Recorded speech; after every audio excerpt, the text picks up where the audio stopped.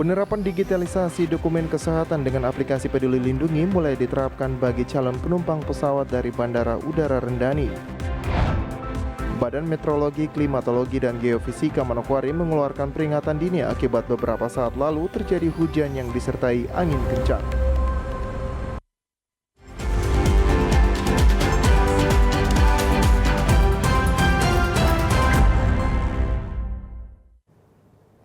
Salam jumpa pemirsa, senang sekali saya Maria Talim Bekas dapat kembali menjumpai Anda dalam program Berita Papua Barat hari ini. Sejumlah informasi di Papua Barat akan kami hadirkan untuk Anda. Inilah topik utama, pemirsa penerapan digitalisasi dokumen kesehatan dengan aplikasi Peduli Lindungi mulai diterapkan bagi calon penumpang pesawat dari Bandara Udara Rendani Manokwari, Papua Barat. Kementerian Kesehatan telah menerbitkan surat edaran nomor 847 tahun 2021 tentang digitalisasi dokumen kesehatan bagi pengguna transportasi udara yang terintegrasi dengan aplikasi Peduli Lindungi, yang saat ini sudah mulai diterapkan hampir di seluruh bandara di Indonesia untuk menekan angka penyebaran COVID-19 dari penumpang. Kepala Seksi Pengendalian Karantina dan Surveillance Epidemiologi Karantina Pelabuhan Manokwari, Agung Budiono, kepada TVRI mengatakan penerapan kartu vaksin sudah mulai diterapkan kepada penumpang yang akan berangkat, khususnya penumpang yang berpergian keluar Pulau Papua, wajib memiliki surat vaksin pertama dan vaksin kedua. Namun untuk penumpang yang berpergian dalam wilayah Papua dan Papua Barat masih menggunakan PCR atau swab antigen. Tetapi kata Agung, di dalam dokumen swab antigen dan PCR milik penumpang akan ditulis wajib mengikuti vaksin di daerah tujuan. Untuk itu, kami himbau kepada seluruh perjalanan, selaku pelaku perjalanan di Kabupaten Manokwari, sebelum melakukan check-in, silakan pertama lebih dahulu download aplikasi Lindungi Peduli. Hal ini sesuai dengan Surat Edaran nomor 17 tahun 2021 dan adendum Surat Edaran 17 tahun 2021. Adapun isi daripada aplikasi Lindungi Peduli Lindungi adalah yang pertama vaksin. Vaksin diwajibkan vaksin 1 dan vaksin kedua. Agung menambahkan aplikasi Peduli Lindungi merupakan kewajiban yang harus dimiliki setiap pelaku perjalanan. Dalam hal ini pelaku perjalanan yang akan menggunakan pesawat udara. Untuk itu, ia berharap kepada penumpang sebelum check-in terlebih dahulu download aplikasi Peduli Lindungi, dan hal tersebut sesuai dengan Surat Edaran Satgas Nasional nomor 17 tahun 2021. Adapun isi dari aplikasi Peduli Lindungi yang pertama, vaksin pertama dan vaksin kedua. Lakukan saat ini. Ya, untuk saat ini kami masih memberikan toleransi khususnya yang untuk di wilayah Papua Barat. Pelaku perjalanan di dalam wilayah Papua dan Papua Barat, kami masih memberikan toleransi untuk bisa melakukan perjalanan 1 kali, dan berikutnya kami wajibkan dengan kami tulis di dalam dokumen kesehatannya atau dokumen PCR ataupun dokumen antigen, kami tulis di dalamnya wajib vaksinasi di tempat tujuan. Untuk itu, sekali lagi, ini adalah toleransi terakhir, ya, toleransi kami untuk memberikan perjalanan kepada yang belum memiliki vaksinasi khusus di dalam wilayah Papua Barat. Untuk ke wilayah barat luar daripada Papua, maka tidak ada toleransi, karena di sana pun sudah melarang menerbangkan orang yang tidak bervaksinasi.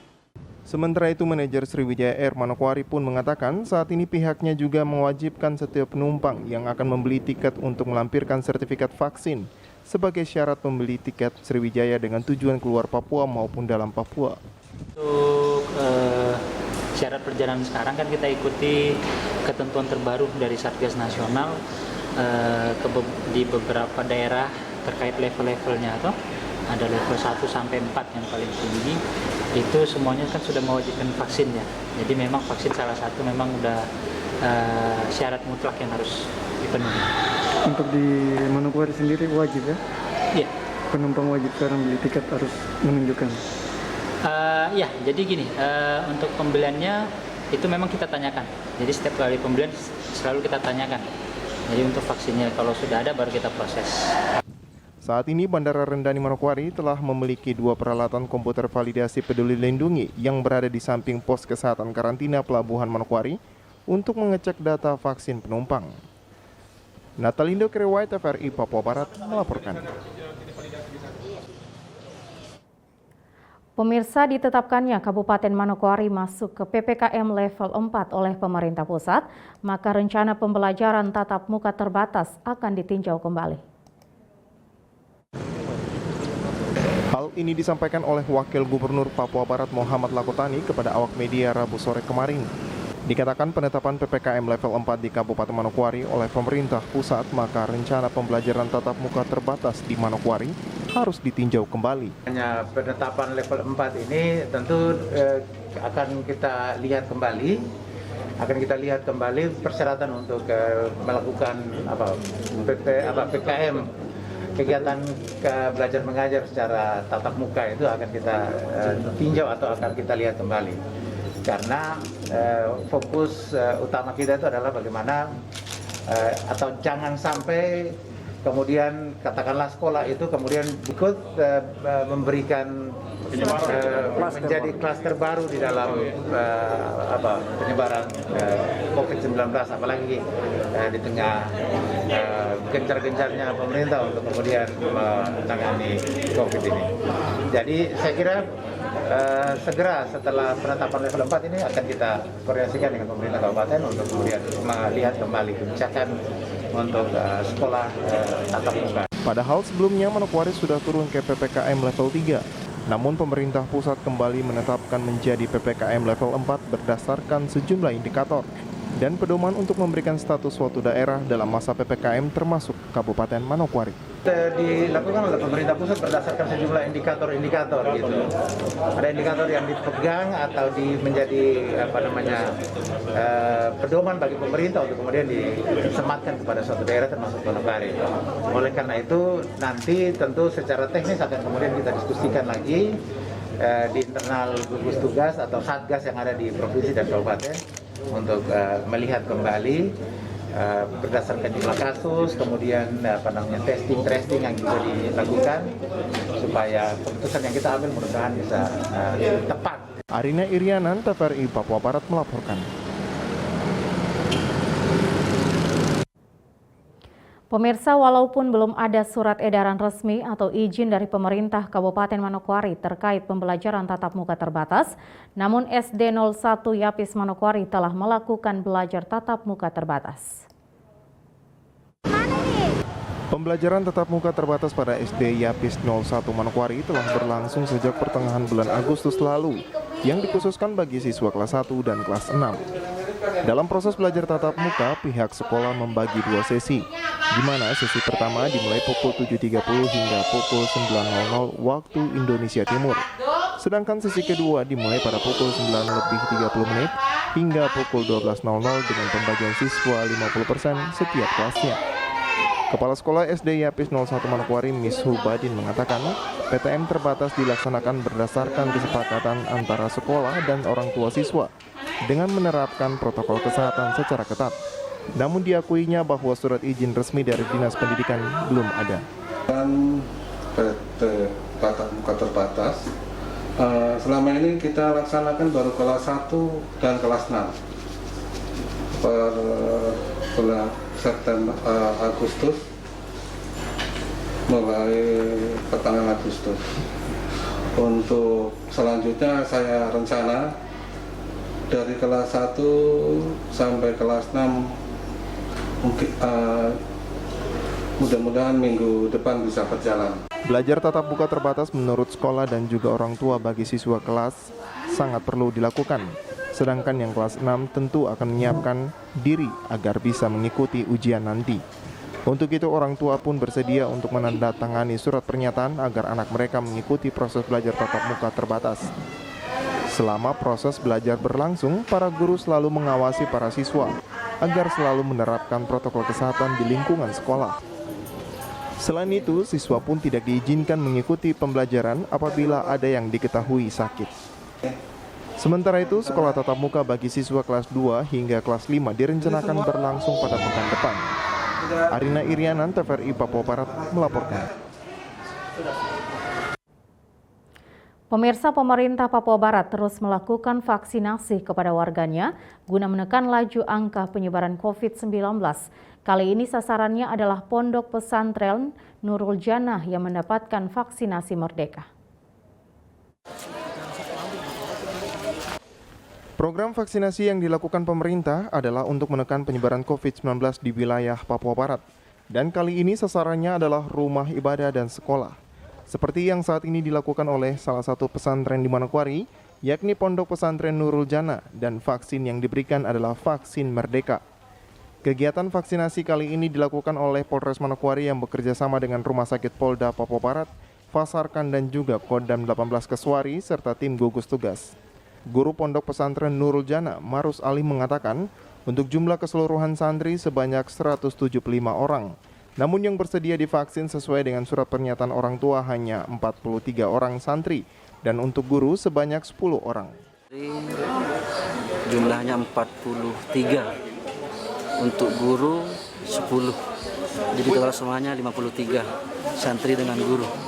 Tidak semuanya bersedia, Bang. Karena kita minta surat pernyataan dari orang tua toh. Dari jumlah 175 ada 43 yang bersedia orang tuanya untuk divaksin anaknya, seperti itu.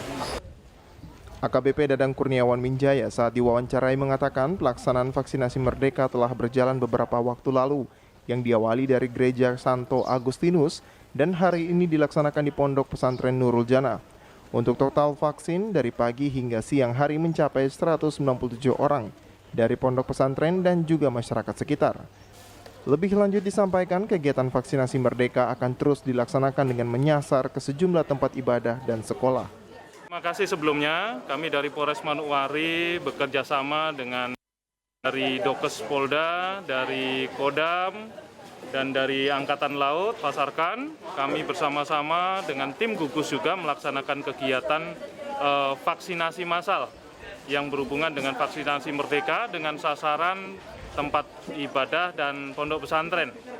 Hari ini merupakan hari yang kedua, kemarin kami sudah melaksanakan di Gereja Santo Agustinus, sekarang kami melaksanakan di Pondok Pesantren Nurul Janah. Untuk di sini kami sudah memvaksin ada total tadi sekitar 197-an dari adik-adik pondok pesantren dan juga ditambah dari masyarakat sekitar. Dengan adanya dukungan dari TNI Polri dalam melaksanakan vaksin COVID-19 kepada masyarakat, sangat diharapkan dapat menumbuhkan herd immunity di Papua Barat. Terlebih khusus di Manokwari yang merupakan ibu kota provinsi Papua Barat. Jimmy Tabisu, TVRI Papua Barat melaporkan.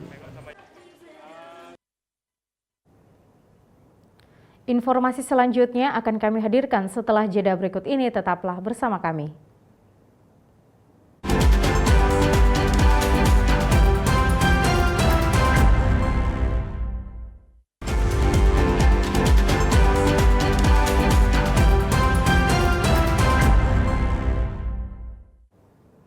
Terima kasih Anda masih bersama kami.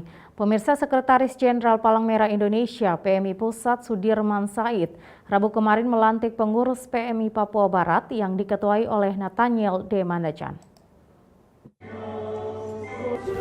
Pelantikan yang berlangsung di salah satu hotel di Manokwari ditandai dengan pembacaan berita acara, pemasangan PIN PMI kepada pengurus serta penandatanganan berita acara oleh Sekjen PMI Pusat, Wakil Gubernur Papua Barat Muhammad Lakotani, serta Ketua PMI Papua Barat Nathaniel D. Mandacan.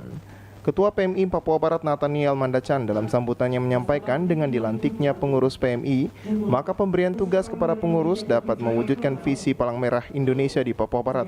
Selain itu, sebagai mitra pemerintah, PMI perlu dijaga dan dirawat dengan mengedepankan 7 prinsip PMI. Kami merasa bersyukur atas kepercayaan yang diberikan kepada kami untuk mengemban tugas dan amanah kemanusiaan yang diwariskan kepada kami di tahun 2020-2025 dalam kepengurusan pelayanan kemanusiaan ke depan. Tentunya hal ini akan kami jadikan sebagai modal untuk lebih mengembangkan Palang Merah Indonesia Papua Barat di seluruh wilayah Provinsi Papua Barat dalam rangka mewujudkan visi yaitu berkarakter profesional, mandiri, dan dicintai masyarakat. Sebagai Ketua PMI di Papua Barat, Nathaniel juga berharap semua pengurus harus bekerja sama dengan baik dalam menjalankan tugas-tugas kemanusiaan di Papua Barat. Sementara itu, Sekretaris Jenderal PMI Pusat Sudirman Said dalam sambutannya juga menyampaikan mandat PMI yang selama ini dilakukan yakni penanganan bencana, membantu masyarakat dalam penyelesaian masalah konflik, memberikan pelayanan daerah, layanan kesehatan sosial, dan membangun kesukarelawan. Untuk menjalankan seluruh tugas dan fungsi PMI tersebut, ada 2 hal yang perlu dilakukan, yakni kaderisasi dan mengutamakan aspek akuntabel dan transparansi. Kaderisasi adalah kunci. Karena kita bergerak karena kerelawanan, maka akan baik kalau yang dalam beberapa tahun ini agak tertinggal karena COVID, kita mulai kembali menggali kegiatan-kegiatan pengkaderan. Dan kader kita datang dari mulai Palang Merah Remaja, KSL, kemudian terus sampai kepada relawan yang dewasa. Nah karena itu, hanya kalau publik percaya kepada Palang Merah, maka kita bisa bergerak. Dan sering diucapkan, diingatkan oleh Pak Ketua Umum, supaya betul-betul aspek akuntabilitas, aspek transparansi, aspek pertanggungjawaban menjadi hal yang kita utamakan. Jangan sampai ada proyek-proyek program yang kemudian kita tidak bisa bertanggung jawabnya. Pelantikan yang mengusung tema bergerak bersatu untuk sesama, Sudirman Said juga menyampaikan, ini merupakan ajakan Palang Merah kepada masyarakat untuk bersatu, bahu-membahu, saling tolong-menolong di tengah kehidupan pada masa pandemik. Dengan tolong-menolong dan bahu-membahu, COVID dapat diatasi bersama. Arina Irianan, TVRI Papua Barat melaporkan. 1, 2, 3. Pemirsa, dengan dilantiknya pengurus baru Palang Merah Papua Barat, pemerintah Provinsi Papua Barat berharap dapat memberikan pelayanan yang baik serta dapat melakukan pengkaderan terhadap relawan muda PMI. Demikian yang disampaikan Wakil Gubernur Papua Barat Muhammad Lakotani dalam sambutannya pada pelantikan pengurus PMI Papua Barat Rabu kemarin. Sesuai amanat Undang-Undang Republik Indonesia Nomor 1 Tahun 2018 tentang Kepalang Merahan yang mengamanatkan tentang penyelenggara yang dilakukan oleh pemerintah dan PMI berdasarkan prinsip PMI, sehingga ini menjadi kewajiban pemerintah, baik pusat maupun daerah, untuk memberikan perhatian serius. Selama ini, PMI di Papua Barat telah melakukan tugas dan fungsinya dengan baik. Oleh sebab itu, kepengurusan 2020-2025 diharapkan dapat memberikan pelayanan yang terbaik. Selama ini Palang Merah Indonesia, khususnya Palang Merah Indonesia di wilayah Provinsi Papua Barat, telah membantu pemerintah dalam urusan kemanusiaan dan untuk menjalankan tugas kemanusiaan yang sangat mulia ini. Untuk itu, selama kepengurusan 5 tahun mendatang, diharapkan Palang Merah Indonesia Provinsi Papua Barat dapat memberikan pelayanan terbaik kepada masyarakat serta menumbuh kembangkan kembali relawan-relawan muda yang senantiasa berkiprah dengan sukarela. Hal tersebut akan sangat membantu masyarakat. Selain itu, Wakil Gubernur juga berharap seluruh Palang Merah di kabupaten kota dapat berjalan sesuai tugas dan fungsinya di seluruh Papua Barat. Pada kesempatan ini saya berharap ke depan Palang Merah Indonesia di seluruh kabupaten kota di wilayah Papua Barat dapat dihadirkan dan semakin lebih eksis dari tahun ke tahun dalam pengabdiannya menjalankan tugas-tugas kemanusiaan dengan kondisi dan situasi yang kita hadapi saat ini.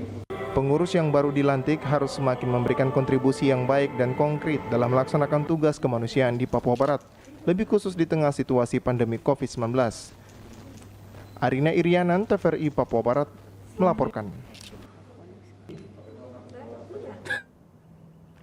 Pemirsa, Komandan Brigif 26 Guana Piara Waimo Kodam 18 Kasuari, Kolonel Infantri Faisal Isudin Karim bersama Ketua Cabang 20 Brigif 26 Kodam 18 Kasuari, Nyonya Yudit Faisal Isudin Karim melakukan bakti sosial di Kampung Marsi, Distrik Kaimana, Kabupaten Kaimana. Kegiatan bakti sosial juga didampingi Danyon 764 Iambabawa Kaimana Letkol Infantri Dwi Dipoyono bersama Ketua Ranting 4 Yonif 764 Iambabawa Kaimana, Nyonya Desi Dwi Dipoyono. Dalam kegiatan baksos tersebut, dan Brigif bersama rombongan menyerahkan bingkisan kepada warga masyarakat Kampung Marsi dan siswa SD Marsi, serta memberikan bantuan alat belajar kepada para siswa-siswi SD Kampung Marsi. Dalam sambutannya, Kepala Kampung Marsi mengucapkan terima kasih kepada TNI, dalam hal ini Batalion 764 Iambabawa Kaimana, karena telah berkontribusi sebagai mitra masyarakat dalam menjaga keamanan kesatuan Republik Indonesia. Danyon 764 Iambabawa Kaimana, Letkol Infantri Dwi Dipoyono dalam sambutannya mengatakan, Batalion 764 Kaimana merupakan bagian keluarga besar masyarakat Kaimana. Kami satu daratan, satu pulau, kami juga sering bermain ke sini. Tolong juga pada saat kami sudah ke sini, apabila ada masyarakat ingin bermain juga berkunjung ke batalion kami, tolong kami juga kunjungi juga.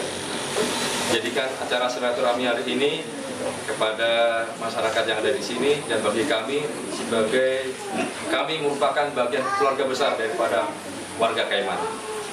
Saya rasa itu saja yang kami sampaikan kepada warga Kampung Sisir, bahwasanya kami mengingatkan kami bagian daripada masyarakat. Kami selalu berupaya baik-baik dengan rakyat. Atau yang slogan kami kemudian Babader, baik-baik dengan rakyat, maka rakyat akan bersama kita, maka TNI akan kuat. Terima kasih. Wassalamualaikum warahmatullahi wabarakatuh. Shalom. Sementara itu, dan Brigif 26 Guana Piara Waimo, Kolonel Infantri Faisal Izudin Karim dalam sambutannya mengatakan kunjungannya ke Kampung Marsi untuk bersilaturahmi guna lebih dekat dengan masyarakat Kampung Marsi. Dan apa yang kita lakukan ini sedikit banyak bisa membantu warga yang ada di sini. Terus terang kita fokus kepada adik-adik kita yang saat ini sedang melaksanakan pendidikan, karena disitulah masa depan kita. Disitulah harapan kita. Mungkin kita saat ini yang sudah dewasa atau sudah jadi orang tua, mungkin cita-cita kita tidak sempat kita lakukan atau tidak sampai kita capai. Tapi kita berharap mudah-mudahan generasi penerus kita, adik-adik kita, anak-anak kita semuanya berusaha, mereka semuanya lebih baik dari apa yang kita alami saat ini. Kita berharap mereka bisa sekolah dengan baik, kita berharap mereka bisa belajar dengan baik, sehingga mereka semuanya bisa menjadi generasi-generasi penerus kita yang lebih baik. Masalah keamanan, saya yakin. Dari Kaimana, Arfad Jempo, TVRI Papua Barat melaporkan. Pemirsa, Badan Meteorologi, Klimatologi, Geofisika Manokwari mengeluarkan peringatan dini akibat beberapa saat lalu terjadi hujan yang disertai angin kencang. Hal ini terjadi akibat musim pancaroba hingga November mendatang. BMKG mengeluarkan peringatan dini apabila cuaca buruk diprediksi akan terjadi pada suatu kota atau kabupaten. Misalnya peringatan dini potensi hujan lebat, hujan petir, angin kencang, dan gelombang tinggi. Hal ini dikatakan oleh Kepala BMKG Manokwari, Daniel Tandi, saat ditemui TVRI di ruang kerjanya. Dirinya mengatakan untuk beberapa hari ke depan, hujan yang disertai angin kencang dan juga petir akan melanda Manokwari dan sekitarnya akibat musim pancaroba. Di wilayah daratan dan daratan umumnya kecepatan angin sama, kemudian berpotensi terjadi hujan sedang sampai lebat yang dapat disertai angin kencang dan petir atau guntur, seperti itu. Jadi pada bulan September hingga nanti awal November di wilayah Manokwari masih musim pancaroba. Ya, masih masa pancaroba, artinya masa peralihan dari musim kemarau ke musim hujan. Selain itu, dirinya juga mengingatkan kepada para nelayan untuk dapat mewaspadai tinggi gelombang yang berkisar 0,5 hingga 2 meter dan juga angin kencang di wilayah Manokwari hingga Biak. Sedangkan untuk pelayaran kapal besar masih dikategorikan aman untuk berlayar. Sedangkan untuk penerbangan para pilot sudah diberitahukan untuk mengantisipasi potensi terbentuknya awan cumulonimbus. Oke, kalau penerbangan karena awan ini merupakan awan yang paling dihindari pilot karena berbahaya buat pesawat. Jadi pilot harus hati-hati karena munculnya awan ini akan lebih sering daripada musim-musim kemarau kemarin yang kita sudah lewati beberapa bulan terakhir. Jadi lebih sering muncul, jadi pesawat harus hati-hati, terutama pada saat landing atau take off. Tapi masih posisi aman, Pak? Ya, jadi kalau pilot sudah tahu mereka cukup menghindar aja. Intinya menghindar dari awan tersebut. Seperti yang diketahui, beberapa hari ini Manokwari dan juga sekitarnya dilanda hujan yang secara tiba-tiba disertai angin kencang dan petir. Hal ini diakibatkan terjadinya musim pancaroba yang mana pergantian musim dari musim panas ke hujan hingga November mendatang. Putra Arianto, TVRI Papua Barat melaporkan. Pemirsa, informasi tadi sekaligus menutup jumpa kita dalam program Berita Papua Barat hari ini. Kami tetap mengajak Anda untuk mencegah penyebaran COVID-19 dengan cara memakai masker, mencuci tangan pakai sabun dengan air yang mengalir, menjaga jarak, menjauhi kerumunan, serta membatasi mobilitas dan bersedia divaksin sesuai kebijakan pemerintah. Indonesia pulih karena aku, Indonesia pulih karena kamu, Indonesia pulih karena kita. Mewakili kerabat kerja yang bertugas, saya Maria Talimbekas mengucapkan terima kasih atas kebersamaan Anda dan sampai jumpa.